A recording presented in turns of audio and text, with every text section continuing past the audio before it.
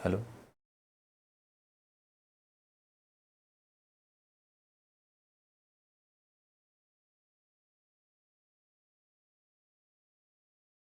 प्यारे साथियों नमस्कार, मैं हूं डॉक्टर अम्बरीश शुक्ल और आप सबका बेहद स्वागत है। साथियों, ये सारे सवाल आपकी परीक्षा के लिए बेहद महत्वपूर्ण हैं और आज हम सब उपन्यास के और महत्वपूर्ण प्रश्नों को देखेंगे, जिसका पहला सवाल आपके स्क्रीन पर दिखाई दे रहा है। सवाल क्या है, देखते हैं। सवाल कह रहा है कि प्रेमचंद जब उर्दू में नवाब राय के नाम से लिखते थे, उनके उस दौर के उपन्यास कौन से हैं। यानी प्रेमचंद का जो जीवन है वो काफी संघर्षों से गुजरा है। लेखन के क्षेत्र में संघर्ष हर एक क्षेत्र में अलग अलग होता है भाई। किसी के यहाँ पैसे की कमी है तो संघर्ष है, किसी को नाम नहीं मिल पाया यानी रुतबा, किसी को लेखन के दौर में कई बार अपना नाम बदलना पड़ा क्योंकि लोग ये चाहते थे कि भाई आप उस नाम से लिखेंगे तो देश में एक अलग तरह का माहौल हो जाएगा, चिंगारी भड़काने का काम आप करेंगे। ठीक ऐसा ही हाल था प्रेमचंद जी का। प्रेमचंद जी के लेखन से अंग्रेजी मानते थे कि भारत में एक प्रकार का वर्ग है जो तैयार हो रहा है और क्रांति के लिए वो आगे आ जाएगा, जिसकी वजह से उनके जो नाम थे उन नामों पर आरोप लगाना शुरू कर दिया गया कि भाई हम इस नाम पर नहीं चाहते हैं कि आप आगे लेखन कार्य करें या लिखें। तो ये जो सवाल है, प्रेमचंद जब उर्दू में नवाब राय के नाम से लिखते थे, उनके उस दौर के उपन्यास कौन से हैं। साथियों देखिए, आज का जो क्लास है थोड़ा सा नेटवर्क आज वीक है। क्यों वीक है? क्योंकि दिल्ली में खूब बारिश हो रही है। बारिश कल भी खूब धूमधाम से हुई थी, मतलब अच्छी खासी बारिश हुई थी, और आज भी बारिश लगातार हो रही है। तो थोड़ा सा हो सकता है कि नेटवर्क का इशू यहाँ पर आप देख रहे हो, फेस कर रहे हो, लेकिन ठीक हो जाएगा। चलिए शुरू कर लेते हैं। तो आज का सवाल जो है, और पहला जो जवाब है हमारा वो आप लोगों ने कमेंट बॉक्स में दे दिया है। एकदम सही जवाब दिया है आपने, प्रेमा और वरदान। प्रेमा और वरदान, ये इसका राइट आंसर हो जाएगा। ठीक है, प्रेमा और वरदान इसका सही उत्तर हो जाएगा। प्रेमा और वरदान।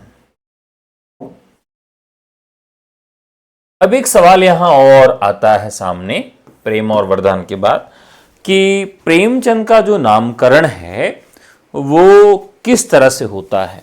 प्रेमचंद के नामकरण के पीछे का भी एक अपना इतिहास है। तो प्रेमचंद के नामकरण के पीछे का इतिहास किस प्रकार का रहा है। जितने साथी देख रहे हैं फटाफट लाइक कर दें और प्रेमचंद के विषय में थोड़ी सी और जानकारी रखते हैं। ठीक है,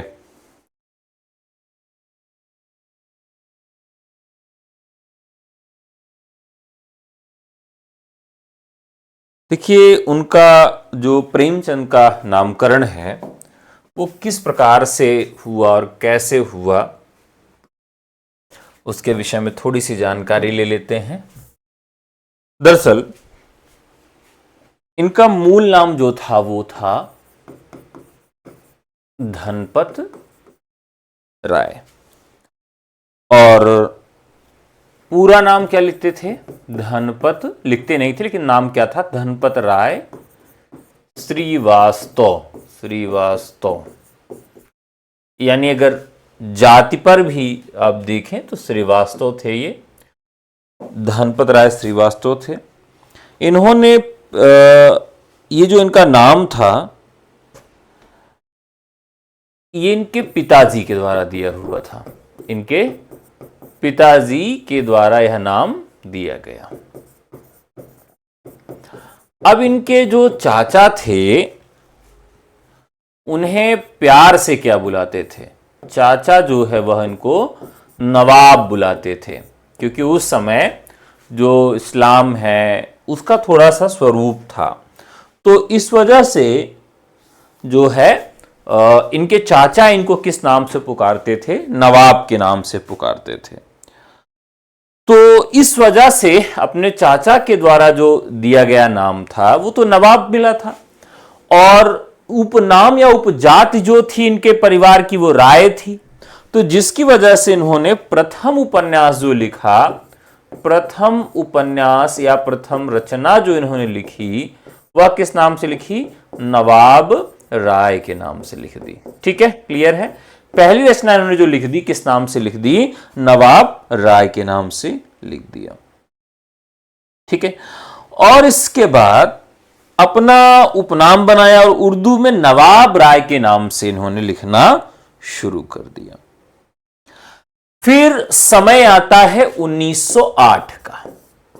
1908 में इन्होंने एक रचना लिखी, सोजे वतन, जिसमें 5 कहानियों का एक संग्रह था। देशभक्ति की भावना से प्रभावित होकर कहानियां लिखी गई, और अंग्रेजों को यह कहानी संग्रह बिल्कुल रास नहीं आया, और इनके ऊपर राष्ट्रद्रोह का केस लगाकर इसको जब्त कर लिया गया और कहा गया कि आप जो है इस नाम से आगे नहीं लिखेंगे। ठीक है, तो उनके एक मित्र हुआ करते थे। क्या नाम उनका? नाम था मुंशी दया नारायण निगम। मुंशी दया नारायण निगम। उन्होंने जो है कि कहा कि ऐसा है, आप अब नाम अपना बदल दीजिए। जैसे हम लोग जब छोटे थे तो हर बात पे क्या कहते थे? 2-3 चीजें हमारी बड़ी कॉमन थी, लगभग हर जगह यही थी, आप लोग भी बताइएगा। एक तो हर बात पे कसम खाना, विद्या की कसम, माता की कसम, पिता की कसम, भगवान की कसम। अगर बात बहुत झूठी है तो भगवान की कसम, बात में थोड़ी बहुत सच्चाई है तो पिताजी की कसम, और बात में एकदम सच्चाई है, सही बात है, तो माता जी की कसम खाई जाती थी। लेकिन यहां पर नाम बदलने की बात कब आती थी? वेट्स लगाया जाता था। तो उसमें कहते थे अगर ये मेरी बात सही नहीं हुई तो मैं अपना नाम बदल दूंगा। तो वैसे इनका जो नाम है वो बदलने की जो सलाह है वो मुंशी दयानारायण निगम ने दी। क्या दिया? कि भाई आप अब प्रेमचंद के नाम से लिखिए। क्या नाम दे दिया? प्रेमचंद के नाम से इनको कहा कि आप लिखिए। अब यहां पर 2 वाकिया है। एक तो वाकिया यह मिलता है कि जो मुंशी दयानारायण निगम था उनके नाम से मुंशी शब्द जोड़कर मुंशी प्रेमचंद बन गया। एक तो यह वाकिया मिलता है।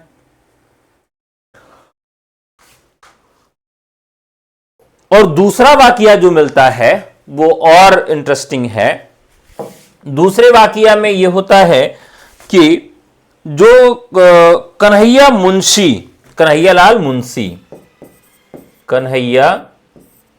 लाल मुंशी ये और प्रेमचंद, ये दोनों लोग मिलकर जो है हंस पत्रिका का संपादन करते थे।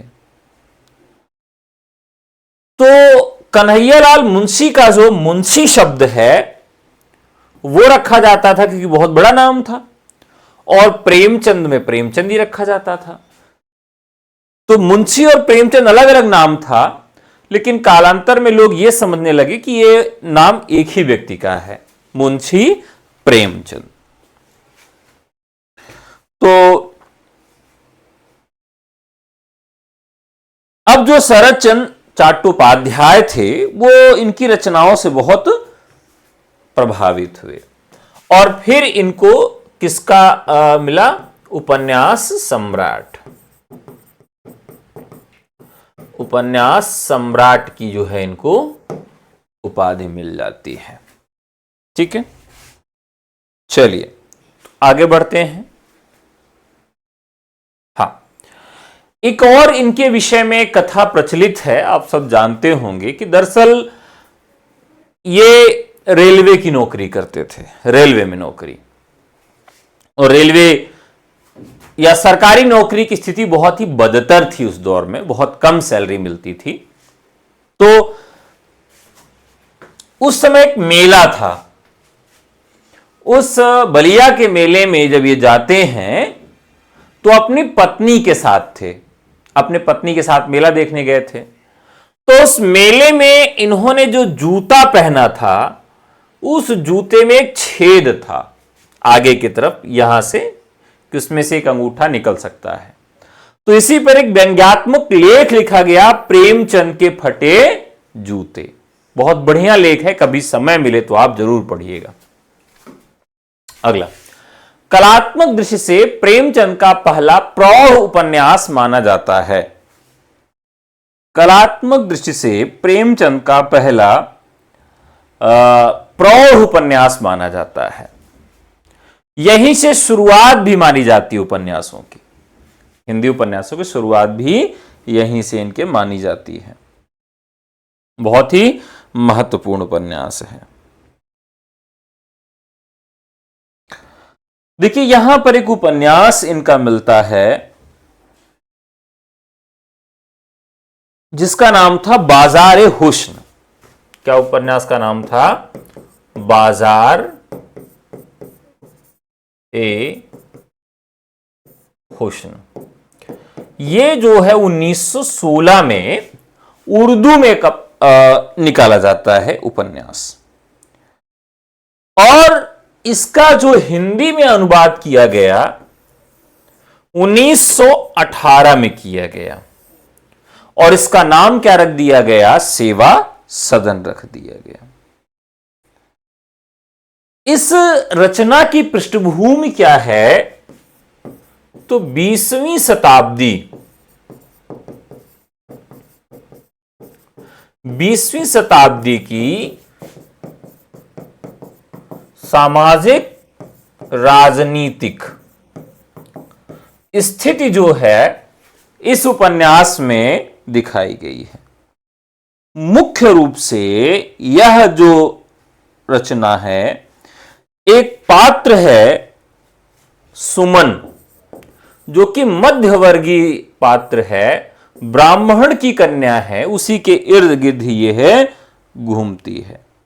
और इसका विवाह जो है एक गजाधर नाम के व्यक्ति से हो जाता है। किससे हो जाता है? गजाधर नाम के व्यक्ति से हो जाता है, और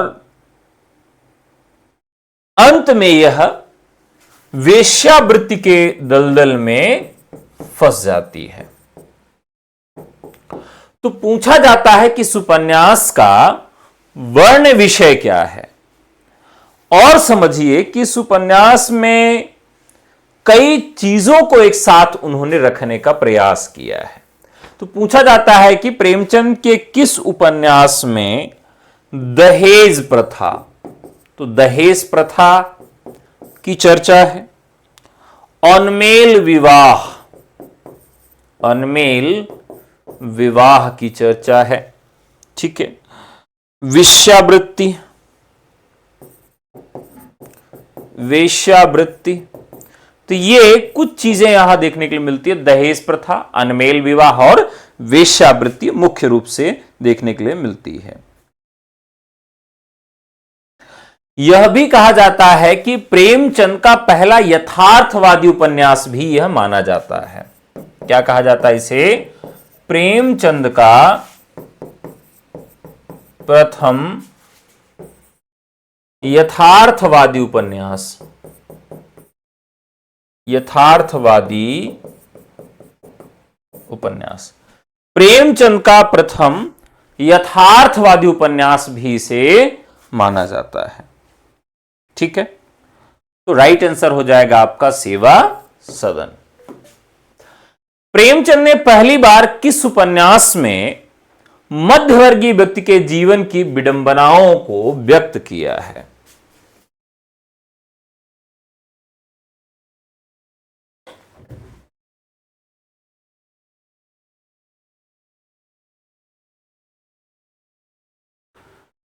जल्दी से आप सब जवाब देंगे प्रेमचंद के किस उपन्यास में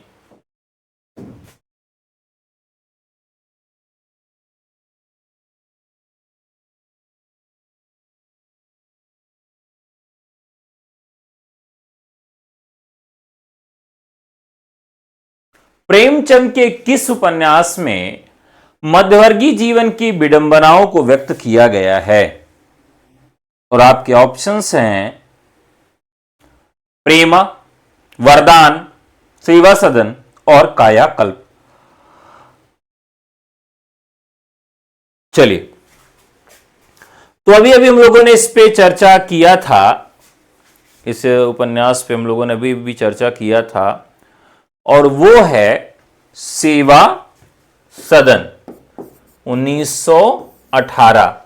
बाजारे हुस्न के नाम से यह आता है कब? 1916 में, और 2 साल बाद यह सेवा सदन के नाम से आता है। किन उपन्यासों में प्रेमचंद ने किसान जीवन की त्रासदियों को उभारा है? किसान जीवन की त्रासदी, ठीक है, यह बताना है।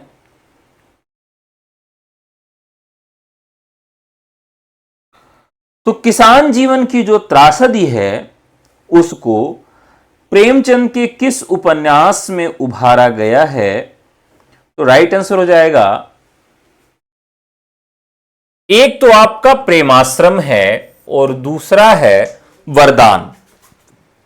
एक है प्रेमाश्रम और दूसरा है वरदान।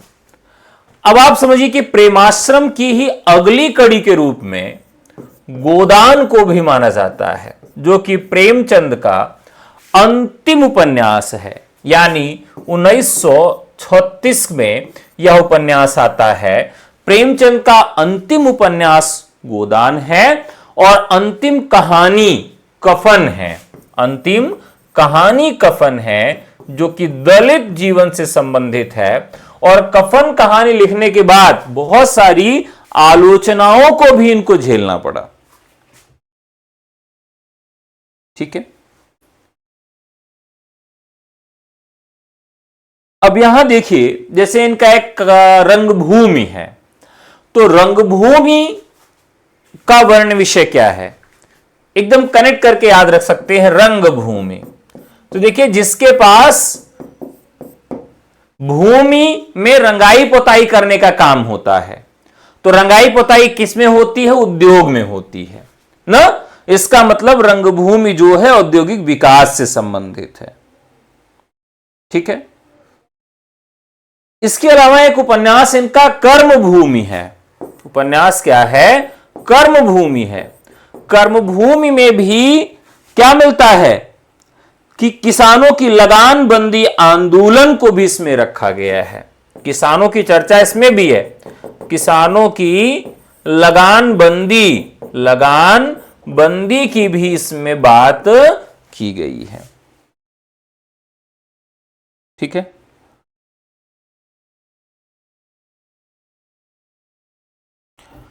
तो यहां प्रेमाश्रम और वरदान इसका राइट आंसर हो जाएगा। अब बाकी और कौन सी रचनाएं हैं जिसमें किसान जीवन को दर्शाया गया है? तो किसान जीवन की बात करें तो मैला आंचल में भी किसान जीवन है। गोदान प्रेमचंद का आप जानते ही हैं। आधा गांव जो उपन्यास है, इसमें गंगोली गांव के सिया मुसलमानों और किसानों के जीवन को यहां पर दिखाया गया है। कि भारत, वैसे इस उपन्यास का मूलाधार क्या है? भारत का विभाजन है, यानी पाकिस्तान और भारत का जो विभाजन हुआ, लेकिन इसमें किसानों की भी गाथा बताई गई है। इसके अलावा राग दरबारी व्यंग्यात्मक निबंध है। मुख्य रूप से एक कॉलेज चलाने वाले प्रबंधक जी, उनके 2 बच्चे और गांव को केंद्र में रखा गया है, लेकिन इसमें भी किसान जीवन को दिखाया गया है। इसके बाद बलचनमा क्या है? बलचनमा। यह किसका उपन्यास है? नागार्जुन का उपन्यास है। मिथिलांचल के खेतीहर मजदूर बलचनमा के संघर्ष को दिखाया गया है, जो कि स्वयं संघर्ष करता है।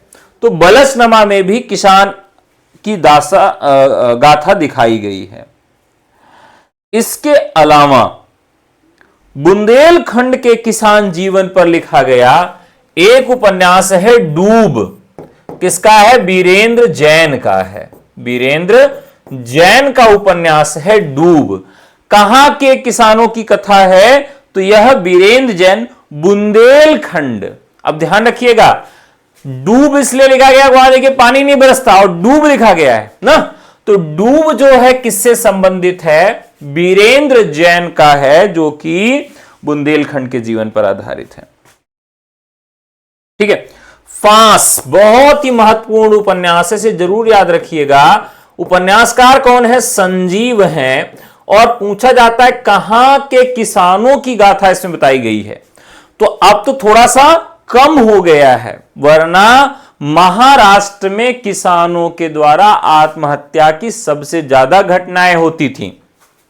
आज भी महाराष्ट्र टॉप पर है किसानों की आत्महत्या पर, लेकिन अभी यह है कि वो डाटा पब्लिश नहीं होता है या मीडिया तक नहीं आ पाता है। तो फांस जो उपन्यास है वह जो किसान हैं उनके द्वारा जो महाराष्ट्र के विदर्भ में फांसी लगा ली जाती है किसानों के द्वारा। कहां के? महाराष्ट्र का जो विदर्भ क्षेत्र है उसमें जो किसान आत्महत्या कर लेते हैं उनके जीवन को केंद्र में रखकर उपन्यास लिखा गया है। ठीक है। तो ये कुछ ऐसे उपन्यास हैं जिसमें किसान जीवन को रखा गया है। माना भारती किसान के शोषण और संघर्ष की महागाथा प्रेमचंद ने किस उपन्यास में दर्ज की है?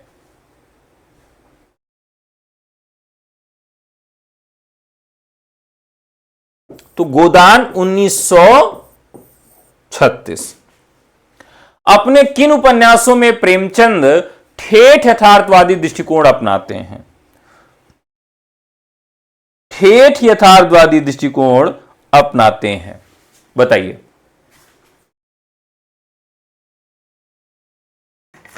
हां, थोड़ा सा नेट कई जगह कमजोर चल रहा है।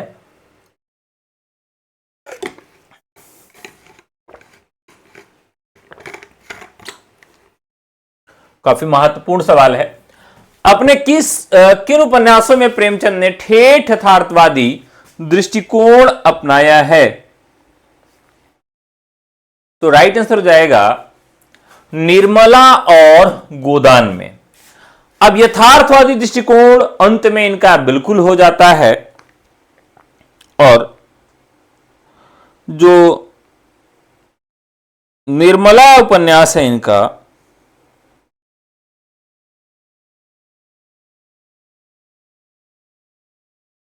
यह काफी महत्वपूर्ण हो जाता है। मुख्य तौर पर 1927 में नारी त्रासदी पर यह उपन्यास है। किस पर है? नारी की त्रासदी। नारी की जो त्रासदी है, नारी की जो त्रासदी है उसको केंद्र में रखा गया है इस उपन्यास में। दहेज प्रथा और अनमेल विवाह और अनमेल विवाह। देखिए, उस दौर में अनमेल विवाह को अनमेल विवाह कहा जाता था, लेकिन आज इसे प्रोग्रेसिव कहा जाता है, प्रगतिशील कहते हैं लोग। फिल्म इंडस्ट्री में यदि कोई व्यक्ति इस तरह का विवाह करता है तो उसे अनमेल विवाह नहीं कहा जाता। और आप देख ही रहे हैं कि इस जगत में लड़के और लड़की की उम्र में 25 साल, 30 साल, 35 साल तक का अंतर देखने के लिए मिलता है। यानी कुछ लोगों का विवाह जिस लड़की से होता है वह उनकी बेटी के उम्र से भी क्या होती है, कम होती है। तो इस प्रकार का अनमेल विवाह देखने को मिलता है, लेकिन उस दौर में इसका रूप अलग ही था।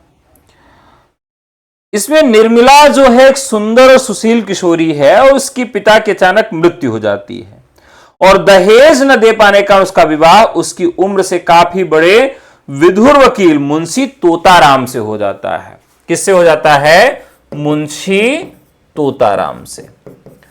अब देखिए दहेज जो है वो सामाजिक प्रतिष्ठा का प्रतीक है। सोचिए जरा कि अगर कोई व्यक्ति बढ़िया अच्छे ओहदे पर हो और यह कहे कि मुझे दहेज नहीं लेना है, तो उसी समाज के लोग ही कहेंगे कि इसके अंदर कुछ कमी है या तो इसका विवाह ही नहीं हो रहा है जिसकी वजह से यह बात कर रहा है कि मुझे दहेज नहीं लेना है। अगर आप ज्यादा दहेज मांगेंगे तो आपकी डिमांड रहेगी, करे भैया थोड़ा सा ऊंची शादी है, अच्छी शादी है। तो ये जो माइंड मेकअप है, ये जो मनोवृत्ति बन गई है समाज की, तो मुंशी तोताराम जो थे बेचारे विधुर थे और वकील थे पेशे से। तो विधुर थे मतलब पहले पत्नी गुजर चुकी थी, तो जिसकी वजह से बहुत आसानी से निर्मला से इनकी शादी हो जाती है।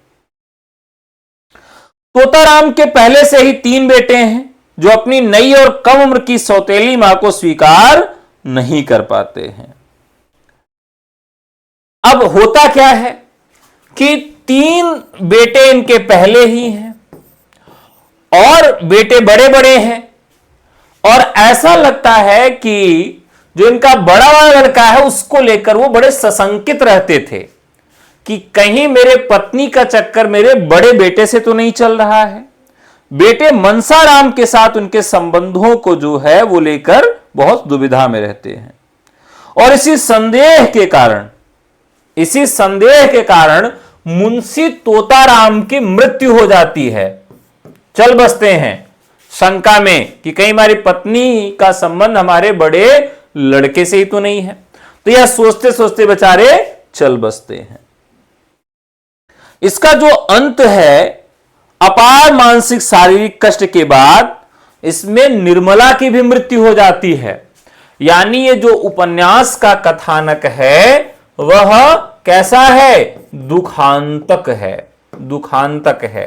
तो इसकी कथा को दुखांतक बनाना उस दौर में एक यथार्थवादी दृष्टिकोण में ही संभव था। यानी ज्यादातर जो कथाएं होती हैं वो उसका उद्देश्य क्या होता है कि भाई इस कथा में झूठी बातें नहीं लिखनी होती हैं और जो भी है सही है। तो अंत में अगर नायक नायिका ही न रहें तो वो कथा दुखांतक हो जाती है। ठीक है, चलिए। ने कई यादगार चरित्रों की रचना की, इस मायने से वे माहिर खिलाड़ी हैं। प्रेमचंद युग के किस उपन्यासकार के संदर्भ में उपरोक्त पंक्तियां सटीक बैठती हैं? तो प्रेमचंद ने कई यादगार चरित्रों की रचना की है जिसमें वे माहिर खिलाड़ी हैं। प्रेमचंद को अगर आप देखिए तो उन्होंने ऐसे कथा नायक की सृष्टि की, ऐसे कथा नायक की सृष्टि की जो अकल्पनीय है, जहां पर उपन्यास का जो नायक था वो किसी उच्च वर्ग का कुलीन होना चाहिए, लेकिन उन्होंने निम्नतम दर्जे का तबके के एक व्यक्ति कुशान को लाके क्या बना दिया, कथा नायक बना दिया। अब देखिए हर चीज में बड़ा छोटा होता है। अब देखिए बड़ा छोटा कैसा होता है। अब मान लीजिए कि आपका नाम क्या है, आपका नाम फुलौरी है, बहुत सारे लोगों का नाम फुलौरी होगा, और एक का नाम क्या है, रामधार। रामधार। अब क्या होगा कि इनकी दोनों की जाति कोई जानता नहीं है, ना रामधार की कोई जाति जानता है, ना ही फुलौरी की कोई जाति जानता है। अब आप बताइए कि समाज में दोनों की इज्जत, किसकी ज्यादा इज्जत होगी? राम आधार की इज्जत ज्यादा होगी, फुलौरी की इज्जत नहीं होगी। क्यों नहीं होगी फुलौरी की इज्जत? क्योंकि इनका नाम ही ऐसा है। तो देखिए नाम की बहुत बड़ी राजनीति चली और उस समय नामकरण कौन करता था? नामकरण करते थे पंडित जी। ठीक है, तो पंडित जी अपने लड़के का नाम तो रामधार लिख देते थे, और बाकी किसी का नामकरण करवाना होता था तो क्या रख देते थे? फुलौरी लिख देते थे।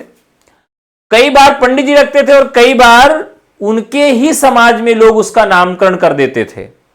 अब आप देखिए आपके गांव में कैसे नाम मिलेंगे? फुलौरी, घेराऊ, चिरछट्टे, फट्टे, मतलब जितना भी जो ध्वन्यात्मक नाम है, जितने भी ध्वन्यात्मक नाम हैं वो मिल जाते हैं।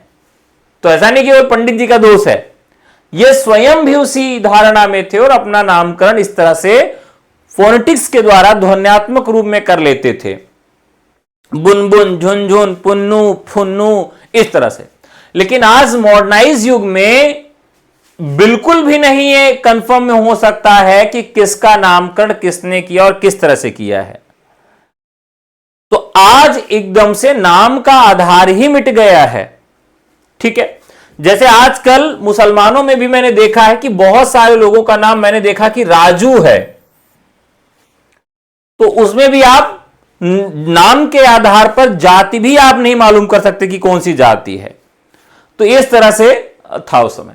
तो प्रेमचंद जो है एक ऐसे नाम को लेकर जो समाज में उस नाम की भी इज्जत नहीं थी, उसको कथानायक बना दिया। और एक ऐसा शब्द जो उस वर्ग का प्रतिनिधित्व करता है, गोबर। अब आप सोच सकते हैं कि किसी भी उपन्यास का कोई पात्र गोबर हो सकता है और वो काफी क्रांतिकारी चेतना का युवा है। तो ये जो काम किया कि कई यादगार चरित्रों की रचना की है जो इस मायने में माहिर खिलाड़ी हैं। कौन है? प्रेमचंद हैं।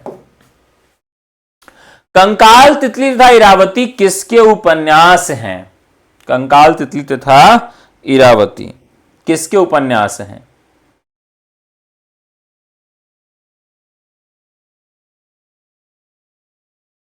चलिए बताइए। तो ये तीनों उपन्यास किसके हैं साथियों? ये उपन्यास है जयशंकर प्रसाद के। किसके उपन्यास हैं? जयशंकर प्रसाद के। इनका जो दूसरा प्रसिद्ध उपन्यास है यह 1934 में आता है तितली के नाम से। किस नाम से आता है? तितली के नाम से। यह नैतिक और सांस्कृतिक पुनर्निर्माण का सपना इसमें मिलता है। ठीक है, नायिका जो है वो तितली है और एक युवती है। जमींदारी प्रथा, ग्रामीण सुधार और आदर्श प्रेम की कहानी इसमें बताई गई है। देखिए, तितली जो है वो बहुत ही साधारण परिवार की लड़की है। ठीक है, तो देखिए हर पिता का सपना क्या होता है कि अपनी पुत्री का जो विवाह करे वो अपने से ऊंचे खानदान में करे। हमेशा से ही उसको रहता कि भाई हमारे यहां उसने जो जीवन व्यतीत किया, आगे का जीवन थोड़ा सा बेहतर हो और उच्च आदर्श और मानकों वाला हो। तो संपन्न परिवार के युवक से इसका विवाह होता है और किससे होता है? मधुबन से हो जाता है।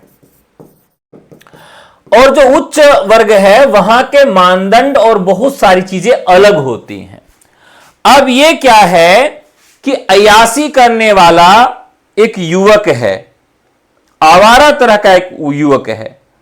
मधुबन घर छोड़कर चला जाता और तितली अकेले खेतीबाड़ी संभालने लगती है और वह टूटती नहीं बल्कि अपने चरित्र और मेहनत से गांव में नई चेतना भरती है। तो यह भी इस उपन्यास का बहुत ही खास जरिया है। ठीक है,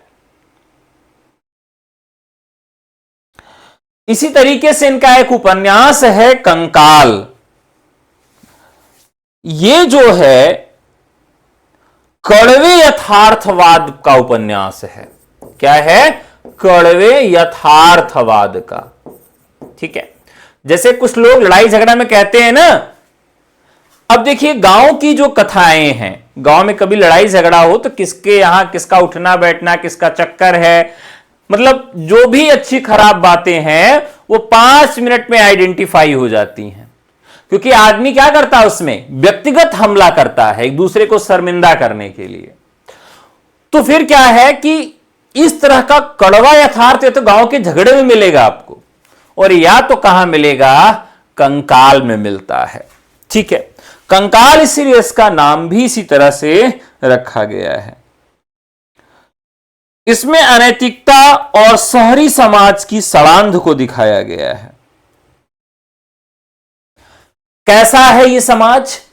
तो ये समाज कैसा है कि ऊपर से तो ये बहुत भरा पूरा है, बहुत भरा पूरा है, लेकिन अंदर से कैसा है, ये खोखला है और कंकाल के सदृश है। ठीक है, धार्मिक पाखंड पर इसमें प्रहार दिखाया गया है। इसमें कई जो धार्मिक क्षेत्र हैं उन क्षेत्रों को भी दिखाया गया है, जैसे प्रयाग, काशी और मथुरा। प्रयाग, काशी और मथुरा, यहां के जो पंडित और पंडे हैं, धर्म की आड़ में जो अनाचार और शोषण करते हैं, उनका चेहरा इसमें बेनकाब किया गया है। और उसमें उन बच्चों की तरफ ये बातें आती जिसको हम नाजायज बच्चे कहते हैं। नाजायज बच्चे जिनके विजय तारा ऐसे पात्र हैं, विजय और तारा ऐसे पात्र हैं इसमें जिनको समाज में छोड़ दिया गया है, विजय और तारा जैसे बच्चे। ठीक है, अब इसके बाद इसमें पात्रों की संख्या बहुत ज्यादा है। कंकाल जो है वो पतन का प्रतीक है। किसका प्रतीक है? पतन का। और कहां के पतन का प्रतीक है? तो शहरी जीवन का पतन, शहरी नैतिकता का पतन जो है इसमें दिखाया गया है। ठीक है, आगे बढ़ते हैं। देहाती दुनिया किसकी रचना है? देहाती दुनिया किसकी रचना है? बहुत ही चर्चित सवाल है।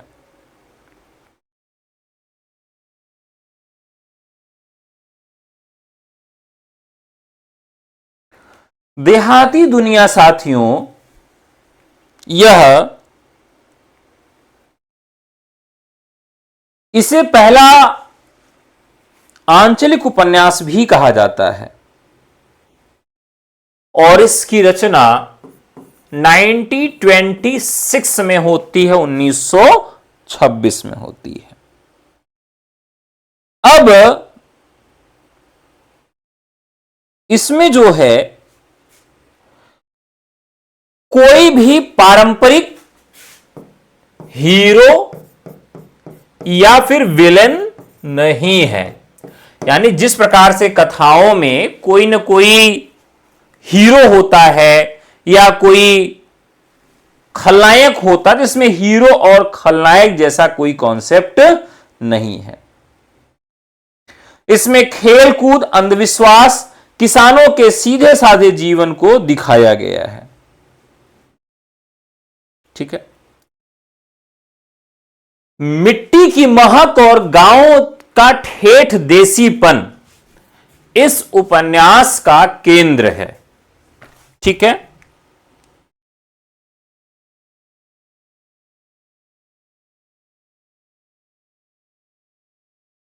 अब इसके जो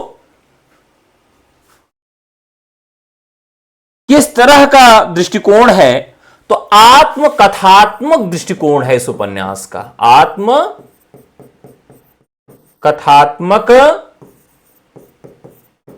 दृष्टिकोण, इस उपन्यास का दृष्टिकोण कैसा है? तो आत्मकथात्मक है।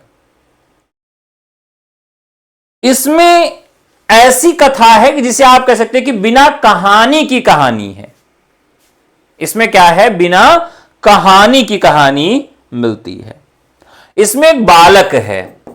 बालक जो है यहां पर मुख्य कथावाचक है, जो कहानी को आगे बताता हुआ चलता है। राम वृक्ष, एक राम वृक्ष पात्र हैं और बाकी गांव के अन्य किसान हैं। इसमें भोजपुरी के शब्द और मुहावरे भी पर्याप्त मात्रा में प्रयोग किए गए हैं। ठीक है, तो शिव पूजन सहाय, हृदय की प्यास तथा अमर अभिलाषा जैसे प्रेमचंद के उपन्यासों के लेखक कौन हैं? तो राइट आंसर हो जाएगा साथियों यहां पर चतुरसेन शास्त्री। चतुरसेन शास्त्री।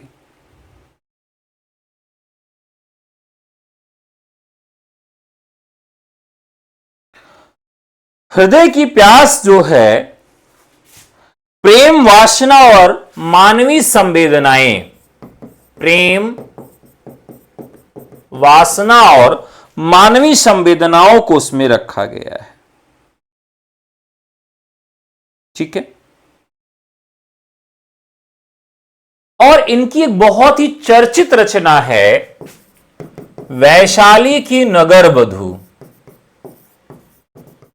आप सब इस रचना को भी देखे होंगे, जो कि बहुत चर्चित है।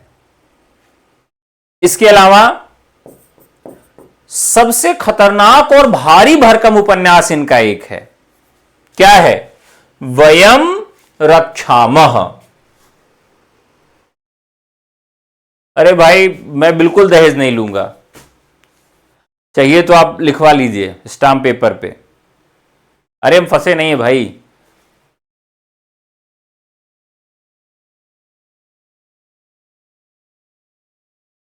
तो लेकिन यह है कि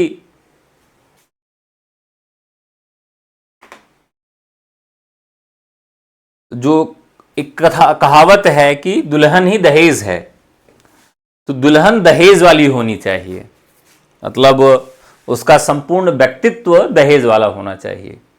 तो फिर दहेज की क्या आवश्यकता है?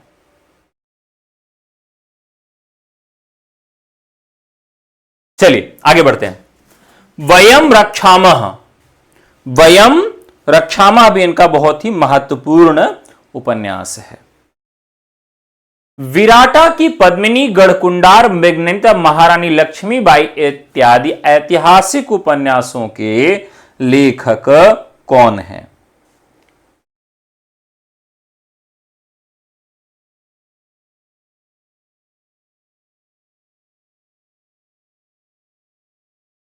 चलिए, अब देखिए ये जो उपन्यास हैं,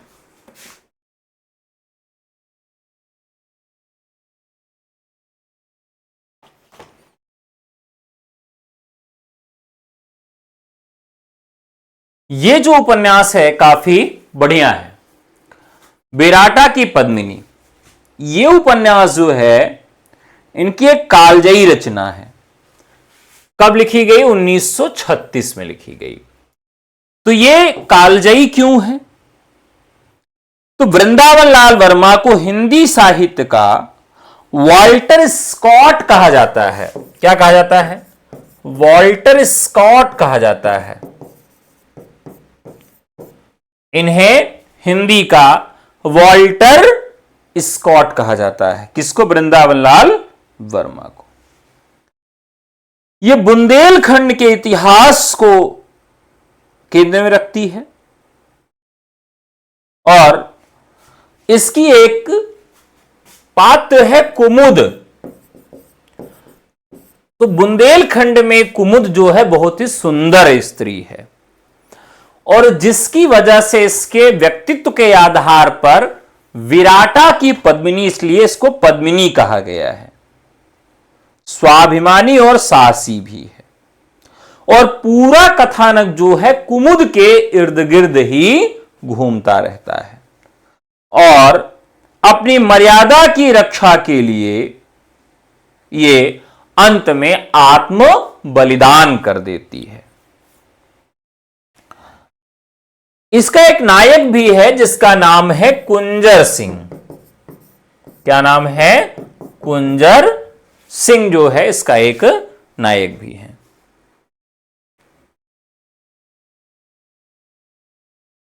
अब यहां समझिए, जो कुंजर सिंह हैं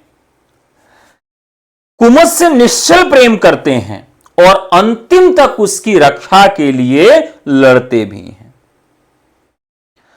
अब यह उपन्यास किस दृष्टिकोण से बहुत महत्वपूर्ण है? जैसे आपने पंक्ति सुनी होगी, खूब लड़ी मर्दानी वो तो झांसी वाली रानी थी, यानी बुंदेलखंड की जो धरती है वह युद्ध कला में भी प्रवीण है, वहां की मिट्टी में ऐसा है देशभक्ति और रक्षा है।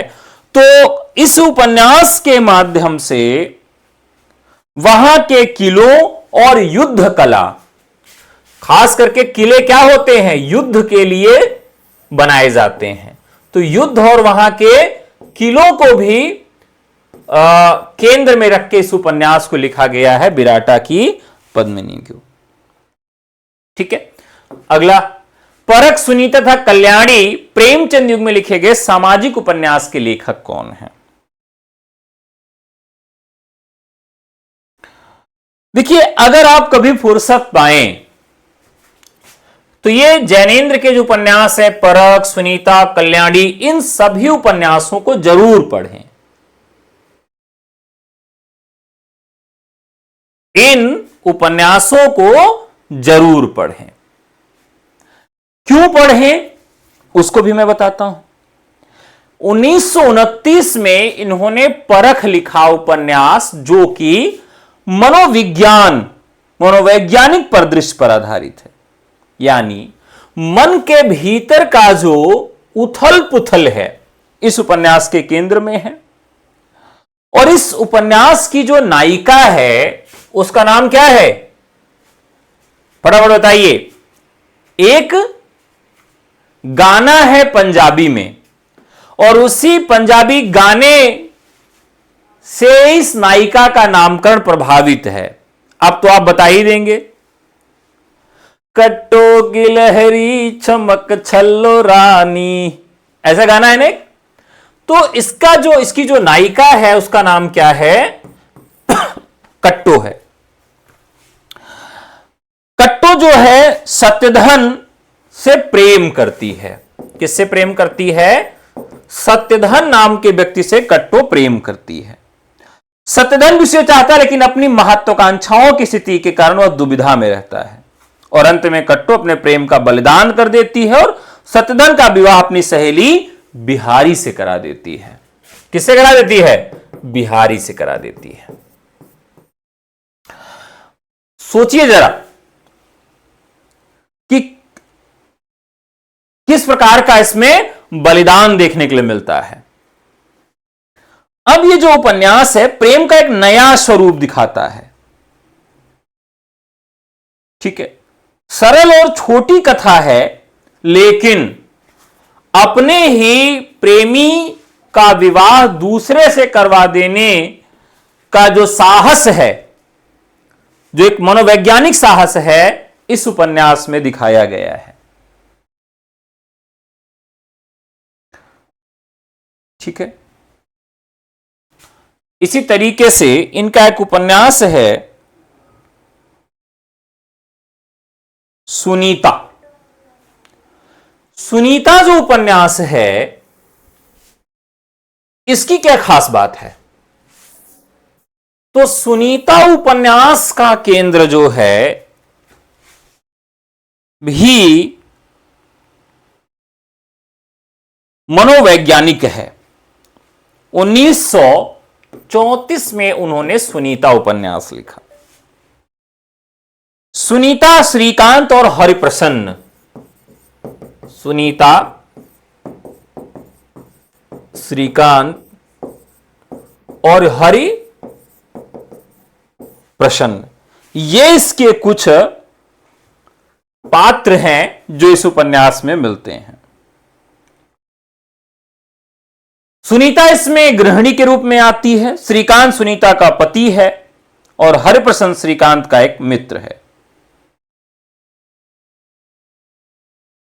श्रीकांत अपने मित्र को क्रांतिकारी जीवन की जड़ता और एकाकीपन को दूर करने के लिए अपने घर बुलाता है, और वो चाहता है कि सुनीता और हरिप्रसन्न के बीच में एक गहरी मित्रता हो जाए। धीरे धीरे हरिप्रसन्न सुनीता की ओर आकर्षित होने लगता है। सुनीता भी उसके प्रति सहानुभूति और खिंचाव महसूस करती है। उपन्यास का अंत बहुत ही चर्चित विवाद के तहत होता है। एक रात जब हरिप्रसन्न अपनी क्रांतिकारी राह पर जाने वाला होता है, सुनीता उसे अहंकार और वैराग्य की परख करने के लिए अपने सामने पूर्णतः नग्न अवस्था में खड़ी हो जाती है और वह उसे दिखाना चाहती है कि वासना और वैराग्य के बीच का अंतर कितना सूक्ष्म है। वासना और वैराग्य, इन दोनों के बीच का जो सफर है वही क्या है?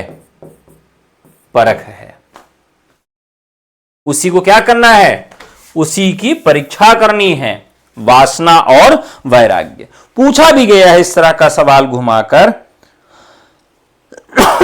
वासना और वैराग्य के बीच का कितना जो सूक्ष्म चरित्र है। ठीक है, सुनीता केवल एक प्रेम त्रिकोण की कहानी नहीं बल्कि यह मानव मन की गहराइयों की खोज है। और अगला सवाल है, पर्दे की रानी, प्रेत और छाया था सन्यासी इत्यादि प्रेमचंद के उपन्यास किसने लिखे हैं? बहुत ही महत्वपूर्ण उपन्यास है। पर्दे की रानी,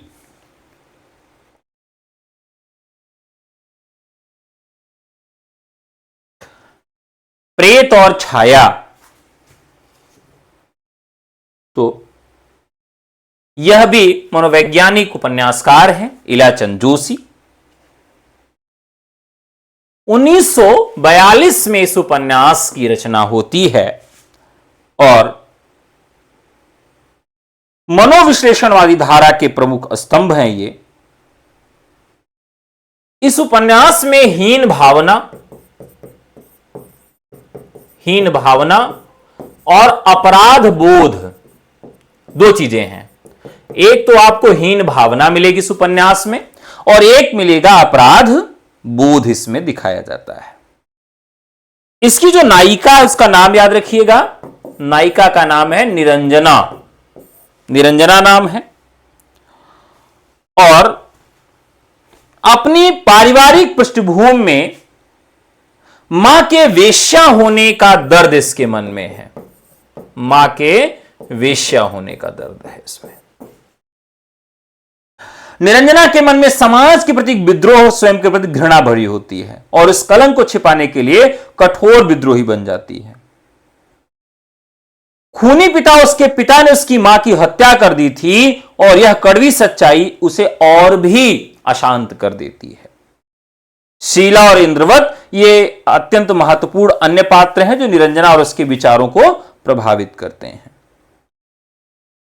तो ये जो है विश्लेषणात्मक शैली का उपन्यास है, मतलब एक एक पात्र, एक एक कथानक को बहुत ही खोलकर और विश्लेषित किया गया है इस उपन्यास में।